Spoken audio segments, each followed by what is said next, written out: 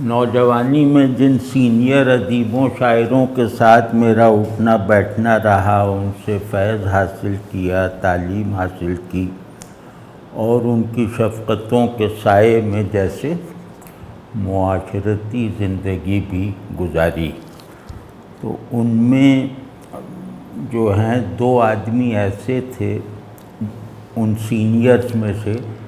جن سے مجھے ایسی محبت تھی کہ سمجھیں کہ اس محبت ہی نے گویا قیس عامری کو مجنوں بنایا ہوگا۔ مطلب ہر وقت جیسے ایک غلبہ رہتا تھا اس محبت کا ان دو ہستیوں کے سلسلے میں، ایک میرے استاد سلیم احمد اور رئیس فروغ صاحب۔ تو میرا وقت رئیس فروغ صاحب کے ساتھ بہت زیادہ گزرتا تھا، کیونکہ کالج سے فارغ ہو کے میں وہ ریڈیو پاکستان کی کینٹین میں چلا جاتا تھا، جہاں شہر کے بہترین لوگ اکٹھے ہوتے تھے، ادیب، دانشور، علماء۔ تو پھر فروغ صاحب کے ساتھ ساتھ رہتا تھا اور پھر ان کے اور قمر جمیل صاحب کے ساتھ واپس آتا تھا۔ تو میں دیکھتا تھا کہ مہینے میں ایک دو مرتبہ ایک بہت ہی مسکین دکھائی دینے والے صاحب تشریف لایا کرتے تھے فروغ صاحب سے ملنے۔ تو فروغ صاحب ان کے آتے ہی ہم لوگوں کی طرف سے جیسے بالکل لا تعلق ہو جاتے تھے، اور یوں لگتا تھا کہ یہ جو صاحب آئے ہیں ان کے علاوہ یہاں کوئی اور موجود نہیں ہے رئیس فروغ صاحب کے لیے۔ لیکن یہ جو ان کی یکسوئی اور ایسی توجہ کہ جو انہیں ان میں جذب کروا دیتی تھی، یہ برابری کی سی نظر آتی تھی۔ جیسے لگتا ہے کہ جس آپ کا سب سے اچھا دوست اب آ گیا تو اب آپ کو کسی اور طرف دیکھنے کی ضرورت نہیں ہے، یہ انداز ہوتا تھا فروغ صاحب کا۔ اور یہ دونوں بمشکل 5-7 فقروں کا تبادلہ خیال کرتے تھے، اور وہ بھی اس طرح کہ وہ کوئی خبر دیتے تھے، یہ وہ خبر سن کے کہتے تھے اچھا ٹھیک ہے، پھر اس کے بعد وہ کوئی اور واقعہ بتاتے تھے تو یہ کہتے تھے کہ ہاں چلو ٹھیک ہی ہوگا، اور کچھ بھی نہیں، مطلب نہ کوئی ادبی بات نہ کوئی علمی بات۔ تو اس طرح وہ خاموش وہ بیٹھے ہیں، یہ ان کی طرف منہ کیے خاموش بیٹھے ہیں، اور وہ ادھر ادھر جیسے چھت پہ دیکھتے رہتے تھے، اور ہم لوگ جیسے بالکل معطل بیٹھے رہتے تھے کہ اب دیکھیں یہ صاحب کب جاتے ہیں۔ ایک دو مرتبہ دیکھا، یا دوسری مرتبہ جب دیکھا تو ایک تجسس بھی ہوا اور یہ رشک بھی آیا، بلکہ ان سے ایک رقابت سی بھی محسوس ہوئی، کیونکہ دوسری مرتبہ میں نے انہیں جو دیکھا تو ہم لوگ فٹ پاتھ پہ بندر روڈ پہ جا رہے تھے، میں اور رئیس فروغ صاحب، کہ وہاں جا کے پان لیں گے اور یہ لیں گے وہ لیں، ایسے ہی تفریح کے لیے۔ تو اچانک یہ سامنے سے یہی صاحب آتے ہوئے دکھائی دیے، تو ملے ان سے، اور اب رئیس فروغ صاحب نے جیسے وہ ہاتھ تھامے ہوئے تھے وہ ہاتھ چھوڑ دیا میرا، اور ان سے وہی کہ اچھا ٹھیک ہے، اچھا، اور اس کے بعد میری طرف مڑے فروغ بھائی اور کہنے لگے کہ اچھا جاوید اب تم چلے جاؤ، میں آج نہیں جا سکوں گا تمہارے ساتھ۔ مطلب ہمارا جیسے روز کا پروگرام ہوتا تھا، تو اس وقت مجھے جیسے عجیب تکلیف سی بھی پہنچی اور ایک رقابت سی ان صاحب سے محسوس ہوئی۔ تو پھر خیر اگلے دن جب ملاقات ہوئی تو انہوں نے خود ہی یاد دلایا رئیس فروغ صاحب نے کہ بھئی کل وہ آ گئے تھے وزیری صاحب، تو وہ ذرا جانا تھا ان کے ساتھ، تو تمہیں کوئی تکلیف وغیرہ نہیں ہوئی؟ میں نے کہا جی مجھے تو بڑا عجیب محسوس ہوا، یہ ہیں کون، مطلب آپ سے ان کا کیا تعلق ہے؟ تو کہنے لگے یہ میرے بہت ہی لڑکپن کے دوست ہیں، اور مطلب یہ ان سے کچھ کہنے کے لیے مجھے بولنا نہیں پڑتا، اور انہیں بھی مجھے کچھ بتانے کے لیے زبان نہیں ہلانی پڑتی، اور ہم لوگ ایک دوسرے کے ساتھ ہوں تب تو ساتھ ہیں ہی، اور اگر ایک دوسرے سے دور بھی ہوں تو وہ جو ساتھ رہنے والی کیفیت ہے اس میں کمی نہیں آتی۔ یہ میری زندگی کے واحد آدمی ہیں ایسے۔ تو میں نے پھر پوچھا کہ بھئی ان میں کیا ایسی خوبی ہے؟ وہ تو بالکل پان کھاتے ہوئے اور بالکل مسکینوں کی طرح بالکل غیر نمایاں آدمی، تو آپ سے ان کا کوئی علمی اور وہ سب مکالمہ تو ہوتا نہیں، ان میں ایسی کیا چیز ہے جس میں آپ انہیں کہہ رہے ہیں کہ میں ان کے بغیر اپنا تصور نہیں کر سکتا؟ تو کہنے لگے کہ بھائی یہ لڑکپن سے ولی اللہ ہیں۔ تو اچھا، رئیس فروغ صاحب خود بھی مولانا نعیم الدین صاحب مراد آبادی رحمۃ اللہ علیہ بہت بڑے عالم گزرے ہیں مراد آباد کے، ان کے نواسے تھے، تو انہوں نے گھر میں وہ ماحول دیکھا ہوا تھا تصوف کا خاص طور پہ۔ تو کہنے یہ تو اس وقت سے ولی اللہ ہیں۔ میں کہا کیسے پتہ چلا؟ کہنے کہ یہ جو کہہ دیتے تھے وہ ہو جاتا تھا، اور لوگ ان کے گھر والے جو ان کے والد اور ان کے بڑے جو تھے وہ ہم لوگوں کو سمجھاتے تھے کہ ان کو بولنے نہ دیا کرو زیادہ، اور یہ کسی کے لیے کوئی غلط بات تو نہیں کہیں گے انشاءاللہ، لیکن یہ سب چیزیں جو ہیں یہ اگر مشہور ہو گئیں تو یہ لڑکا خراب ہو جائے گا۔ ان کے والد صاحب وغیرہ فروغ صاحب اور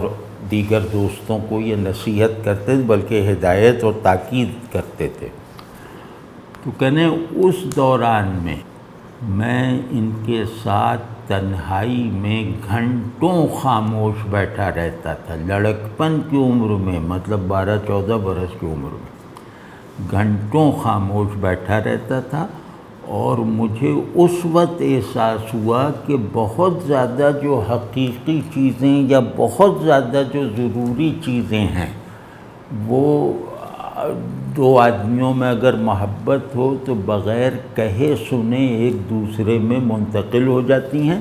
اور خاص طور پر دوستوں کو اگر ایک دوسرے سے کوئی کام پڑ جائے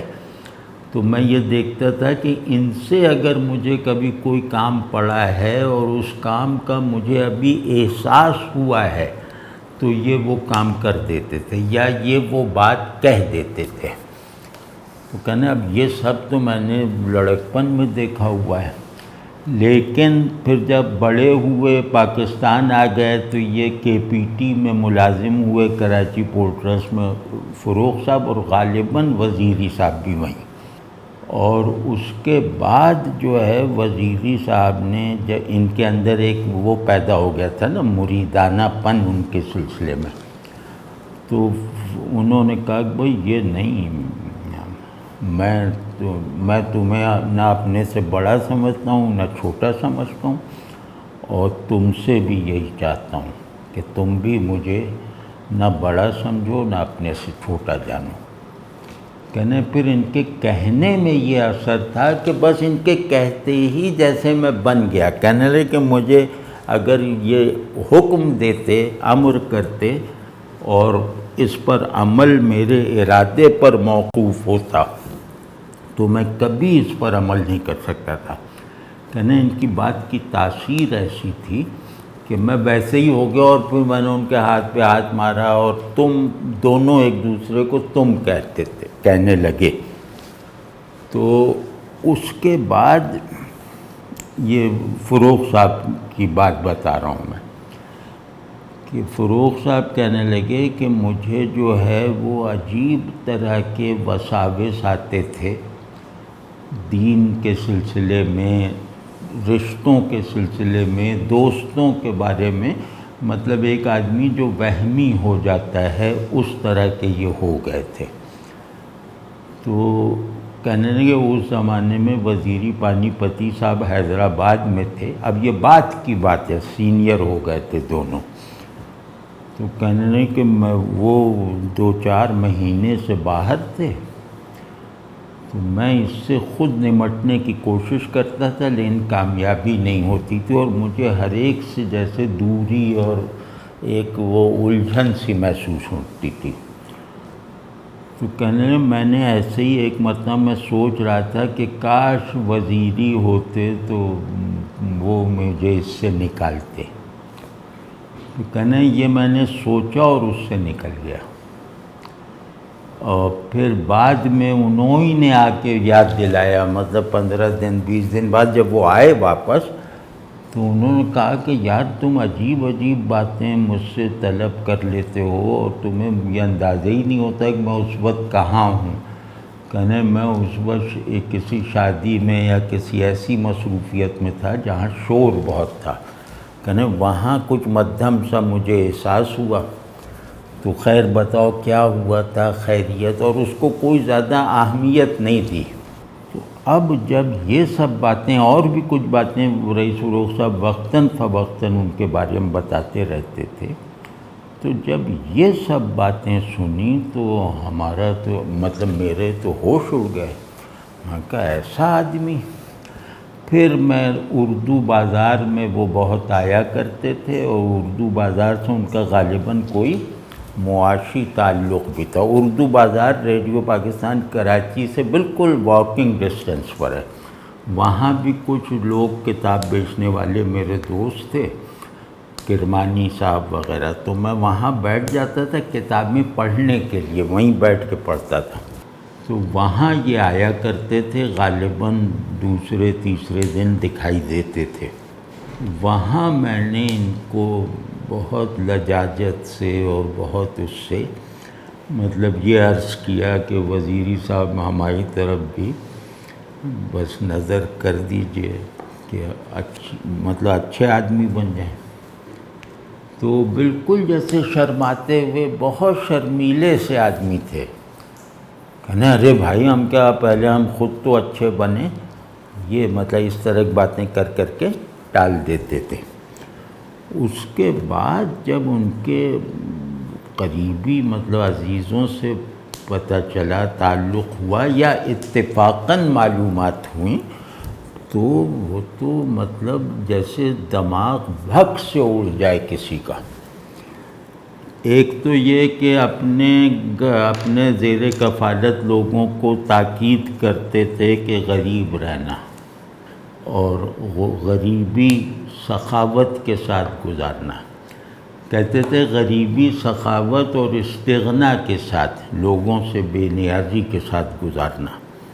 تو تمہیں پتہ چل جائے گا کہ خوشی کسے کہتے ہیں، عزت نفس کسے کہتے ہیں، اور اللہ پر توکل کسے کہتے ہیں۔ اس کے بعد یہ کہ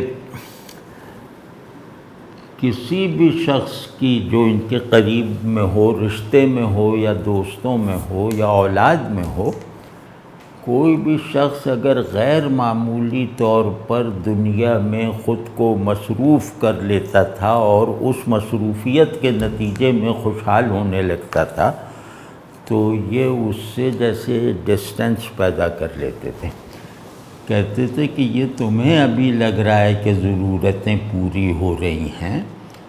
یہ ضرورتیں جو ہیں وہ تو یہ تمہاری پیاس زہراب سے بجھ رہی ہے، یہ سلو پوائزن ہے جو مطلب تمہیں شربت معلوم ہو رہا ہے، اور تم سمجھ جاؤ کہ پیاس بہت اچھی طرح بجھ گئی ہے، تو خبردار یہ پیاس نہیں بجھ رہی، یہ تمہیں پیاسا ہونے، تمہاری پیاس کو ولگرائز کر رہی ہے، تمہیں سچی پیاس کے لائق نہیں چھوڑے گی۔ اب یہ سب مطلب لفظ چاہے میرے ہوں، مفاہیم ان کے ہیں جو مختلف جگہوں سے یہ فقرے مجھے ان کے حوالے سے سننے کو ملے۔ شخصیت میں ایسے تھے کہ مطلب ان کا چہرہ ایسا تھا، وہ آ کے بیٹھ جائیں تو ایسا لگتا تھا کہ اس شخص کے اندر محبت کے سوا کچھ نہیں ہے۔ عجیب پگھلا ہوا، مسکراتا اور حیادار چہرہ، تو بالکل، اور خاموشی ان کی حیاداری کی وجہ سے زیادہ تھی۔ تو ایک تو نہایت محبتی آدمی تھے، مطلب کسی اجنبی کی پریشانی بھی نہیں دیکھ سکتے تھے، یہ میں اپنے مشاہدے کی بنیاد پہ عرض کر رہا ہوں۔ نہایت، جیسے وہ درویشی کا لفظ آپ کے ذہن میں جتنے معانی رکھتا ہے وہ اس سے زیادہ درویش تھے، مطلب ان کو جو درویشی حاصل تھی وہ لغت میں تشریح پانے والی درویشی سے زیادہ تھی۔ میں یہ بات پورے اعتماد سے کہہ سکتا ہوں وزیری صاحب کے بارے میں۔ تو اور ظاہر ہے کہ اس طرح کے لوگ جو شرمیلے ہوں، محبتی ہوں، وہ منکسر المزاج بھی ہوں گے، وہ رقیق القلب بھی ہوں گے، ظاہر ہے یہ سب اوصاف آپس میں مشروط ہیں، اور نہایت پاک باز۔ ان کو دیکھنے سے جو چند چیزیں آدمی کو انہیں نہ جاننے کے باوجود اپنے اندر پیدا ہوتی ہوئی محسوس ہوتی تھیں، اس میں محبت کے ساتھ پاک بازی۔ وہ مطلب وہ آتے تھے تو ایسا لگتا تھا کہ ساری فضا ہر طرح کی اندر باہر سے آلودگی سے پاک ہو رہی ہے۔ یہ ان کے بارے میں ان کے قریب رہنے والے سب لوگوں کا تجربہ ہے، یعنی یہ نہیں کہ کوئی میں کہہ رہا ہوں۔ اور انتہا درجے کے بچوں کی طرح معصوم تھے، مطلب ان کا ایک انداز ہوتا تھا حیرانی کا، وہ ہماری سمجھ ہمارے مطابق تو وہ بہت معمولی باتیں ہوتی تھیں یا معروف باتیں ہوتی تھیں، تو اس پہ وہ حیران ہو جاتے تھے، ارے، اور جو وہ چہرہ ان کا بنتا تھا وہ چہرہ ایسے ہے کہ جیسے فرشتہ اپنی طفولیت میں کسی بات پہ حیران ہو رہا ہے۔ تو وہ اسے دیکھنے کے لیے ہم لوگ اس طرح کی باتیں کرتے تھے کہ جناب یہ ریڈیو میں جو آواز آتی ہے، یہ آپ معلوم ہے کہ یہ 1 سیکنڈ میں ساری دنیا کا چکر کاٹ لیتی ہے، ایسے ہی الٹی سیدھی جو ہمیں بھی نہیں معلوم تھا کہ یار یہ وہ ہے ریڈیو، ہاں ہم نے کہا یہ ہے۔ اور یہ سب تو ایک طرح کی اوصاف ہو گئے کہ رقیق القلبی، بھول پن، محبتی ہونا، لیکن ان اوصاف کے ساتھ انتہا درجے کے باہمت اور صاحب استقامت آدمی تھے۔ یعنی استقامت یہاں میں محض مذہبی مفہوم میں نہیں کہہ رہا، مطلب وہ دنیا کے مطلب ان کے ساتھ کیسے بھی حالات پیش آ جائیں وہ کبھی ڈگمگاتے نہیں تھے، کبھی مایوس نہیں ہوتے تھے، کبھی کوشش نہیں چھوڑتے تھے۔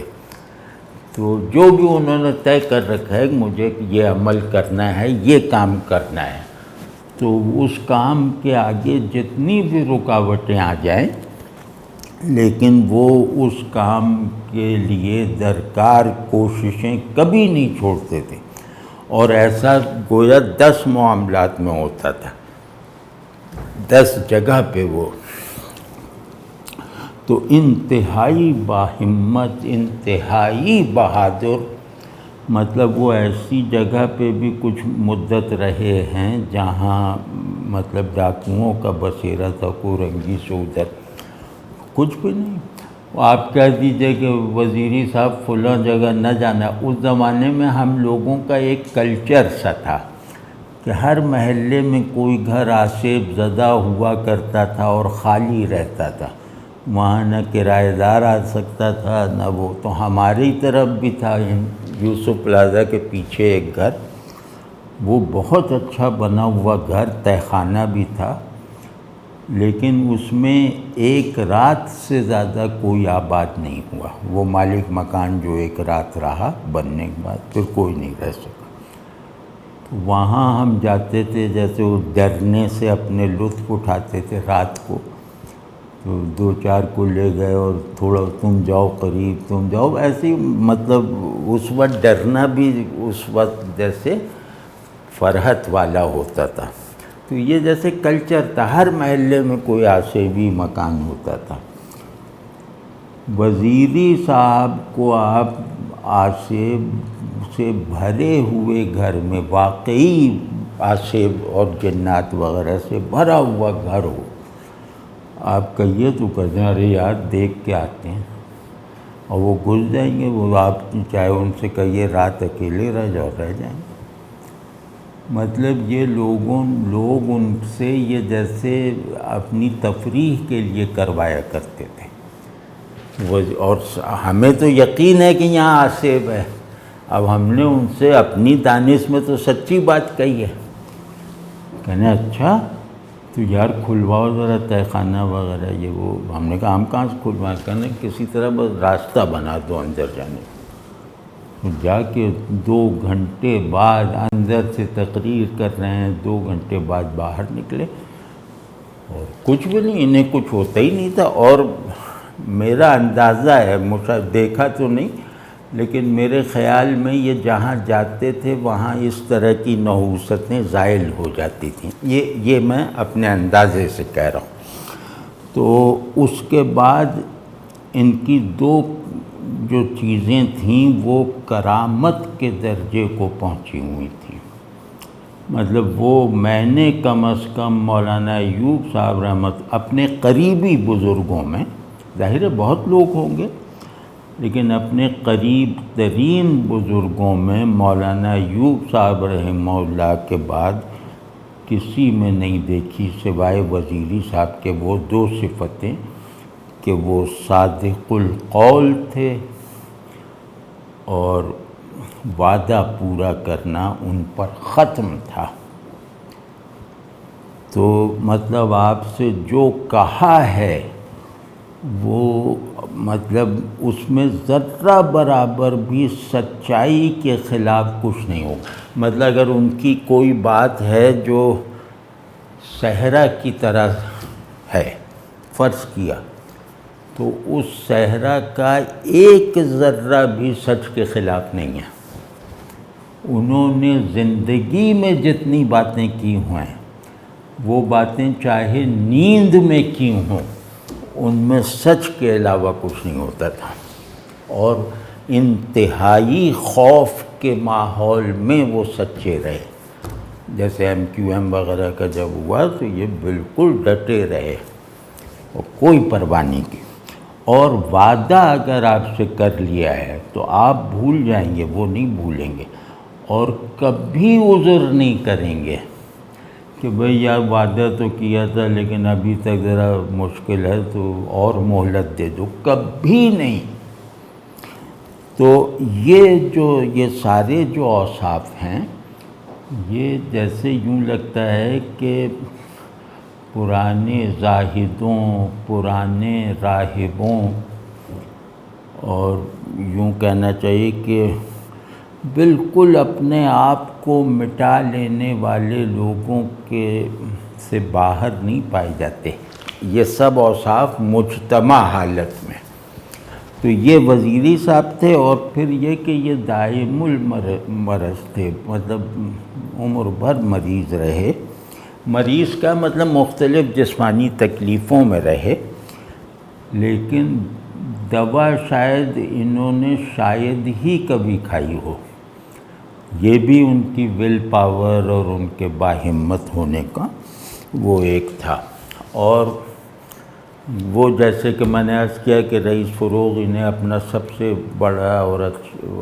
قریبی دوست مانتے تھے، بلکہ محسن مانتے تھے،